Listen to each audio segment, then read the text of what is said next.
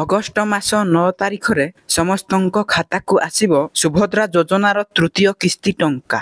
ରାଜ୍ୟରେ କୋଟିଏରୁ ଅଧିକ ମହିଳାଙ୍କ ଖାତାକୁ ଆସିବ ଟଙ୍କା। ଦୁଇଟି କିସ୍ତିରେ ମୋଟ 10,000 ଟଙ୍କା ପାଇସାରିଛନ୍ତି 1 କୋଟିରୁ ଅଧିକ ହିତାଧିକାରୀ। ଅଗଷ୍ଟ 9 ତାରିଖ ପରେ ଖୋଲିବ ସୁଭଦ୍ରା ପୋର୍ଟାଲ।